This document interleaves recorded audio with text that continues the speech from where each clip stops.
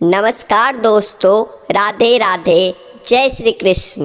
मित्रों, जैसा कि हम सभी जानते हैं कि हिंदू धर्म में शादी के बंधन को एक समझौता नहीं बल्कि 7 जन्मों का बंधन माना जाता है।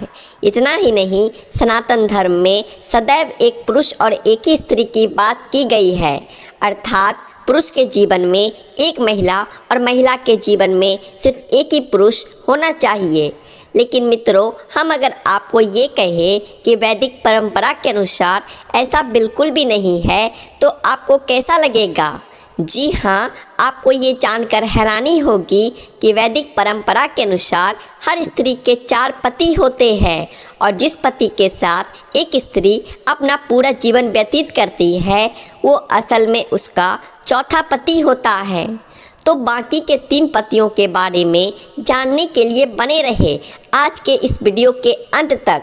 नमस्कार और स्वागत है आप सभी का आपके अपने चैनल द आध्यात्मिक टेल्स पर एक बार फिर। मित्रों, हिंदू धर्म में व्यक्ति के जन्म से लेकर मृत्यु तक 16 कर्म अनिवार्य बताए गए हैं, जिन्हें 16 संस्कारों के नाम से भी जाना जाता है। लेकिन विवाह संस्कार की बात करें तो कहा जाता है कि जीवन में विवाह सिर्फ एक बार ही होता है और सिर्फ एक ही इंसान से किया जाता है। इसके अलावा हिंदू विवाह में 7 अंक का भी बहुत महत्व है। 7 जन्म से लेकर 7 फेरे और फिर शादी के 7 वचन भी कहे जाते हैं। उन्हीं वचनों से तीसरा वचन, जिसका जिक्र बेहद ज़रूरी है, इसमें कन्या होने वाले पति से कहती है कि आप अपने जीवन की तीनों अवस्थाओं यानी कि युवावस्था, प्रौढ़ावस्था और वृद्धावस्था में मेरा पालन करके रहेंगे तो मैं आपकी जीवन साथी बनने को तैयार हूँ। अर्थात हर अवस्था में ये कन्या अपने पति की जीवन संगनी होती है।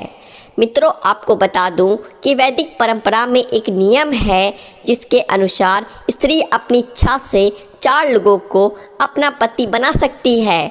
और आपने कई पौराणिक कथाओं में देखा होगा कि एक महिला ने कई पुरुषों से विवाह किया। अब आप सोच रहे होंगे कि अगर वैदिक परंपरा में स्त्रियों के 4 पति होने का नियम है तो फिर वो तीनों पति कौन है जिनके साथ स्त्री विवाह करती है और हमें इसकी जानकारी क्यों नहीं है? तो चलिए सबसे पहले स्त्रियों के इन 4 पतियों के बारे में जान लेते हैं। मित्रों, विवाह के समय होने वाले रीति रिवाजों में सबसे पहले कन्या का अधिकार चंद्रमा को सौंपा जाता है। इसके बाद विषय विश्वासु नाम के गंधर्व को और फिर इस कन्या का अग्निदेव के साथ भी विवाह संपन्न किया जाता है। फिर अंत में उसका विवाह उसके पति से किया जाता है। अब आपके मन में सवाल उठ रहे होंगे कि अगर ऐसा है तो फिर हमें इसकी जानकारी क्यों नहीं है? दरअसल मित्रों, विवाह के दौरान पंडित जी जिन मंत्रों का उच्चारण करते हैं वो संस्कृत में होते हैं और हम में से ज़्यादा लोगों को संस्कृत समझ में ही नहीं आते हैं। दूसरा कारण एक ये है कि आजकल टट मंगनी पट ब्याह वाली कहावत चरितार्थ होती दिख रही है। अधिकतर शादियों में देखने को मिलता है कि लोग शादी के लिए सजावट से लेकर अन्य कामों पर काफ़ी खर्चा करते हैं, लेकिन पंडित जी द्वारा करवाए जा रहे विधि विधान में जल्दी करते हैं और उन्हें दान देने में भी संकोच करते हैं। यहाँ तक कि विवाह में ऐसे पंडितों को बुलाया जा रहा है जिन्हें संस्कारों और धर्म का ज्ञान तक नहीं है। ऐसे में विवाह पहले की तरह यानी कि सभी रस्मों से नहीं हो रहे हैं।